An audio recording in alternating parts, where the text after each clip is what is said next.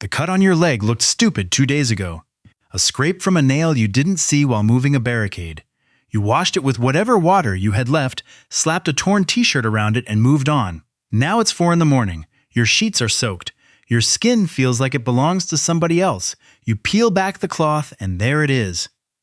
Red, swollen, angry, a thin pink line crawling up toward your knee, like a worm trying to find your heart. You don't have a hospital. You don't have a doctor. You have a flashlight, half a bottle of expired Tylenol, and the dawning understanding that this little scratch is now the thing that's going to kill you. And here's where everyone gets it wrong. You think you need antibiotics. You think if you just hoarded a bigger pile of pills, you'd be fine. You wouldn't, because in a world without pharmacies, the people who survive infections aren't the ones with the biggest stash. They're the ones who understood that the wound is not the enemy. The bacteria are.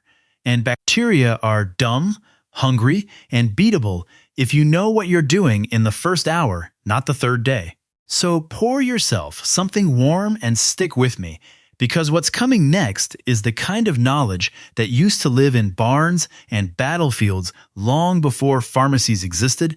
And there's one trick at the end nurses in war zones still use that nobody on the internet wants to talk about.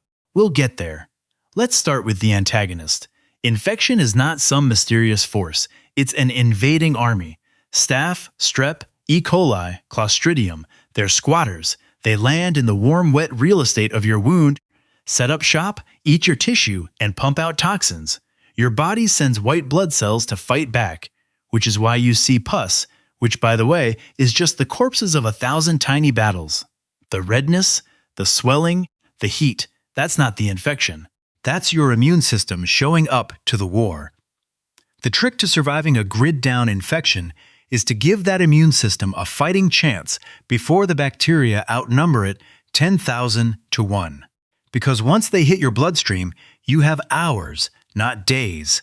Sepsis kills around 11 million people a year worldwide, even with modern medicine. Without it, the number is somewhere between grim and unprintable. Phase 1. The pressure flush. Listen close, because most preppers skip this and pay for it later. The single most important thing you can do for any wound, ever, is irrigate the hell out of it with clean water in the first hour. Not a dab, not a wipe, a flood. You want at least a liter of clean water blasted under pressure into that wound. A standard plastic water bottle with a tiny hole punched in the cap works. So does a syringe, a turkey baster, hell, even a clean Ziploc with a corner cut off. The rule the old combat medics used was simple. The solution to pollution is dilution. You're not trying to kill the bacteria with the water. You're physically washing them out of the door before they unpack. Skip this, and every fancy treatment that comes after is just shoveling against the tide. Phase 2, the honey armor. Here's the thing nobody tells you in the suburbs. Honey is not a sweetener. Honey is a weapon. Real, raw, unpasteurized honey, and ideally medical-grade Manuka if you can get it, has been pulling infection out of wounds for over 4,000 years. They found pots of it in Egyptian tombs that were still sterile. 3,000 years old and still bacteria couldn't live in it. The reason is brutal physics. Honey is so dense with sugar that it sucks the water right out of bacterial cells. It's a chemical desert. Bacteria walk in, dehydrate, and die. On top of that, the enzyme glucose oxidase slowly releases tiny amounts of hydrogen peroxide, basically a slow drip of disinfectant, right into the wound. So after you flush, you smear a thick layer, I'm talking a 1/4 inch, directly into and over the wound, then cover it with a clean cloth. You change it once a day. Yes, it's sticky. Yes, it'll attract every fly in the neighborhood. Wrap it well. The point is, you have a weapon in your kitchen right now that medieval surgeons would have killed for phase 3, the sugar pack. If the wound is deep, like a puncture or a gouge that won't close, you graduate from honey to plain old white granulated sugar. This sounds insane. It is not insane. Doctors in poor hospitals across Africa and South America still pack deep wounds with table sugar because it works.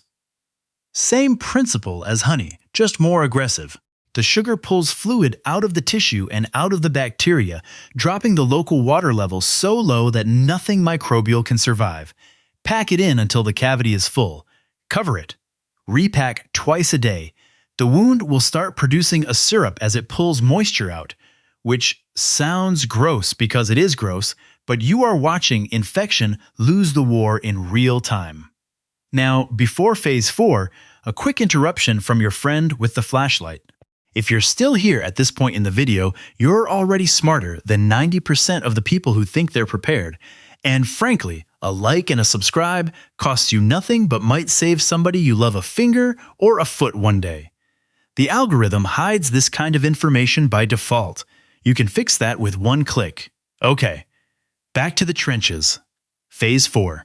The garlic strike. Here's where the kitchen turns into a pharmacy. Crushed raw garlic releases a compound called allicin, which has been shown in actual peer-reviewed studies to kill several strains of bacteria, including some that have grown resistant to penicillin. Crush it, let it sit for 10 minutes to activate, then mix it with a little olive oil or honey and apply it around, not directly inside, the wound. Pure raw garlic on broken tissue can burn like fire. You'll smell like an Italian funeral. You won't care. Pair this with garlic taken internally. 2 or 3 crushed cloves a day, swallowed with food, and you've got an antimicrobial working from both sides of the door. I've used this on a nasty cat bite when the urgent care was 3 hours away and I wasn't waiting. It is not a miracle, but it is real. Phase 5. The maggot solution. I told you there was something nurses in war zones still use that nobody wants to talk about. This is it. If you have a wound full of dead, blackening tissue and the infection is spreading and you have nothing else, sterile maggots will eat the dead flesh and leave the living tissue alone. The FDA actually approved medical maggots in 2004. They are a registered medical device. In SHTF, you obviously won't have sterile lab maggots.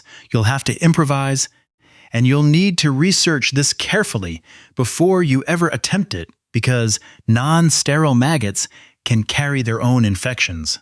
But knowing this exists, knowing that for thousands of years battlefield medics noticed that wounded men with maggots in their wounds healed better than those without, is the kind of knowledge that separates the prepared from the dead.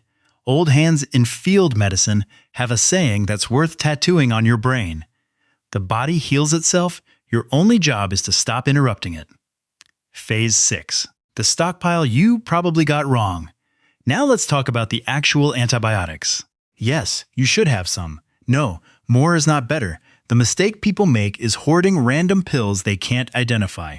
What you want is a small, intentional kit of broad-spectrum antibiotics with the dosing instructions printed and laminated, stored cool and dry. Doxycycline, amoxicillin, ciprofloxacin, and metronidazole between them cover most of what's going to try to kill you in a collapse. Talk to a real doctor about this before the lights go out. And here's the part that you will not hear from the cheerful prepper channels. Antibiotics are not candy. Take them wrong and you breed superbugs inside your own body.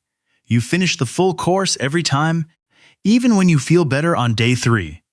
Otherwise, you've just trained the bacteria to laugh at your last weapon. Now the part that matters more than any pill. Knowing when you've already lost the wound and need to escalate or amputate before the infection takes you with it. The signs to watch for are the red streak crawling up the limb. That's lymphangitis, the bacteria highway. A fever above 102. Confusion. A heart rate that won't come down. Skin that turns gray, mottled, or smells sweet and rotten at the same time. If you see those signs and you have antibiotics, this is what they're for. If you don't, you have a horrible decision to make, and you have to make it before the toxins shut down your kidneys. That's the truth nobody on YouTube wants to say out loud. Quick gut check. Have you ever had a small wound that turned into something bigger than you expected? A scrape, a splinter, a bite that went sideways? Drop the story in the comments because somebody scrolling past tonight is going to learn from your mistake and not make it themselves. That's how this works. That's how a community survives. So here's why all of this actually fits together. Your body wants to heal. It is genuinely amazing at it. Your immune system is the most sophisticated defense network on the planet, and it has been beating bacteria for 200,000 years without a single prescription. Everything you just learned, the pressure flush, the honey, the sugar, the garlic, the controlled use of real antibiotics, none of it is killing the infection on its own. It's all just buying your immune system enough time and enough advantage to do what it already knows how to do. You are not the medicine. You are the bouncer at the door, and you are deciding which bacteria get in and how long they get to stay. Back to that 4 a.m. moment. The throbbing leg, the fever, the fear. Only this time you don't panic. You boil your water. You flush the wound until it runs clean. You pack it with honey from the jar in the back of the cupboard. You crush the garlic. You watch for the streak. You start the doxycycline you stored for exactly this moment. By morning, the swelling is down. By the third day, the redness has retreated. You're tired, you're sore, you smell like a salad, but you're still here. That's not luck. That's the difference between someone who watched videos and someone who actually paid attention. If this kept you out of trouble, hit subscribe, because the next one I'm putting out is on field dentistry without a dentist, and trust me, a tooth infection in collapse country is a faster killer than most people realize. Flush the wound early. Keep your head clear. Stay alive.